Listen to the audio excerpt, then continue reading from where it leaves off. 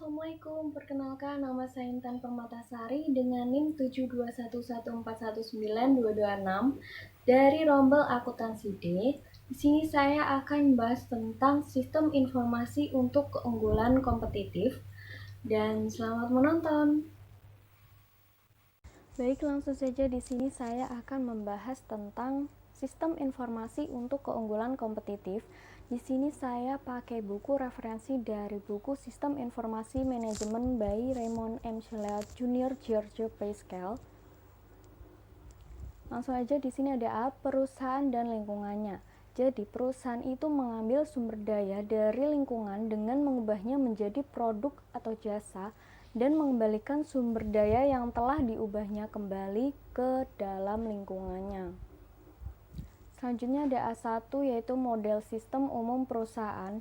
Di sini ada 4 bagian, yaitu ada 1 aliran sumber daya fisik, itu terdiri dari ada pegawai, bahan baku, mesin, dan uang. Dan yang kedua ada aliran sumber daya virtual, itu meliputi data, informasi, dan informasi dalam bentuk keputusan. Dan yang ketiga ada mekanisme pengendalian perusahaan, itu meliputi standar kinerja, manajemen perusahaan, dan pemproses data. Yang terakhir ada lingkaran umpan balik, itu meliputi sumber daya virtual. Selanjutnya ada A2, itu perusahaan di dalam lingkungannya. Jadi perusahaan itu memiliki 8 unsur lingkungan, yaitu ada 1. Komunitas keuangan, kedua ada pemerintah, ketiga komunitas global, keempat pelanggan, kelima pesaing, keenam pemegang saham, ketujuh serikat pekerja, dan yang kedelapan itu ada pemasok. Selanjutnya ada A3 yaitu aliran sumber daya lingkungan. Jadi aliran sumber daya lingkungan yang umum terjadi itu ada 4, yaitu 1 ada aliran informasi dari pelanggan, kedua ada aliran bahan baku kepada pelanggan, ketiga aliran uang kepada pemegang saham, dan keempat ada aliran bahan baku dari pemasok. Selanjutnya ada aliran sumber daya lingkungan yang jarang terjadi, itu ada aliran uang dari pemerintah, kedua aliran bahan baku kepada pemasok, ketiga aliran pegawai kepada pesaing. Selanjutnya yang B itu ada mengelola aliran sumber daya fisik, manajemen rantai pasokan. Jadi manajemen rantai pasokan itu merupakan aliran sumber daya yang melalui rantai pasokan yang harus dikelola untuk memastikan bahwa aliran tersebut terjadi dengan cara yang tepat waktu dan efisien. Dan rantai pasokan atau supply chain itu merupakan jalur yang memfasilitasi aliran sumber daya fisik dari pemasok kepada perusahaan dan selanjutnya kepada pelanggan. Selanjutnya ada aktivitas manajemen rantai pasokan, itu meliputi 9 aktivitas, yaitu 1 ada meramalkan aktivitas pelanggan, kedua membuat jadwal produksi, ketiga menyiapkan persediaan pengganti dari para pemasok, 5 menerima persediaan dari pemasok, keenam mengelola persediaan bahan mentah, barang dalam proses, dan barang jadi, ketujuh melakukan produksi, kedelapan melakukan transportasi sumber daya kepada pelanggan, dan yang terakhir melacak aliran sumber daya dari pemasok di dalam perusahaan dan kepada pelanggan.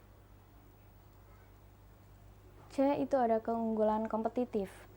Jadi keunggulan kompetitif itu merupakan penggunaan informasi untuk mendapatkan pengungkitan atau leverage di dalam pasar. Jadi keunggulan kompetitif itu dapat tercapai itu dengan cara 1 ada menyediakan barang dan jasa dengan harga yang lebih rendah, kedua lebih baik dari pesaing lainnya, ketiga memenuhi kebutuhan khusus segmen pasar tertentu. Dan selanjutnya ada C1 yaitu rantai nilai Porter. Jadi pusat dari teori Michel E. Porter itu adalah margin.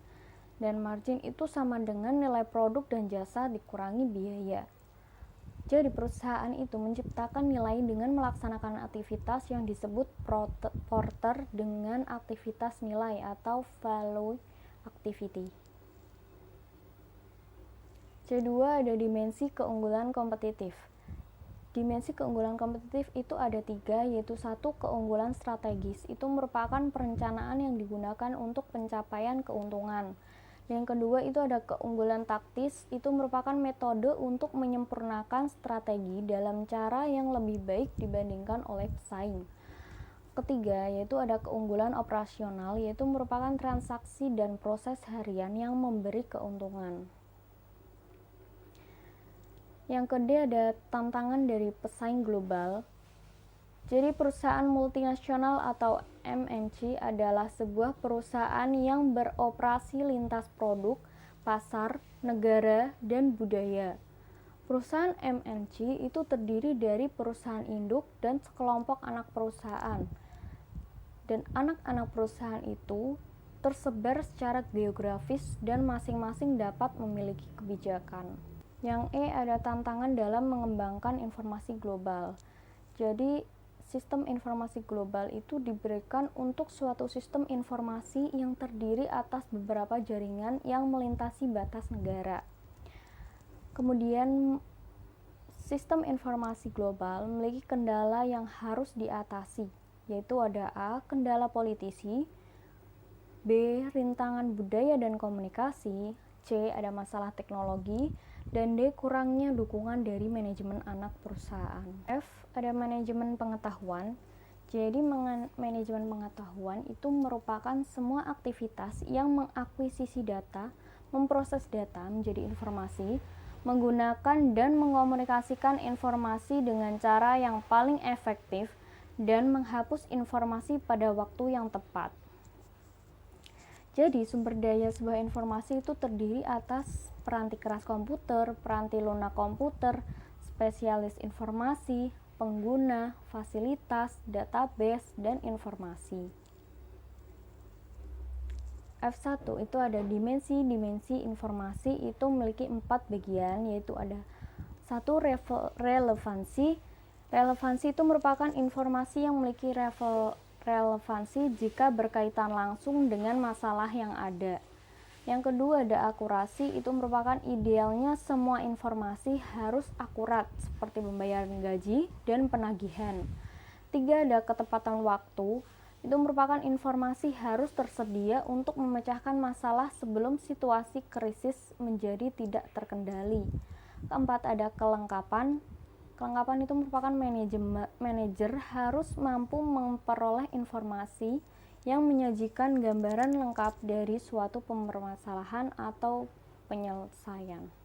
G ada perencanaan strategis untuk sumber daya informasi. Jadi strategi bisnis itu pengaruh pada sumber daya informasi.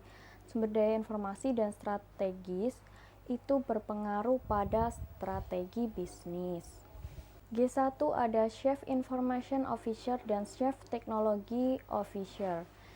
Merupakan manajer dengan tingkat tertinggi di layanan informasi yang menyumbangkan keahlian manajerialnya dalam memecahkan masalah-masalah yang tidak berhubungan dengan layanan informasi saja, melainkan juga area-area operasi perusahaan lainnya. G2 ada perencanaan strategis bagi perusahaan.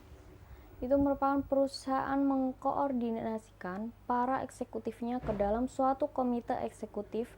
Kelompok ini biasanya akan bertanggung jawab atas perencanaan strategis bagi keseluruhan perusahaan.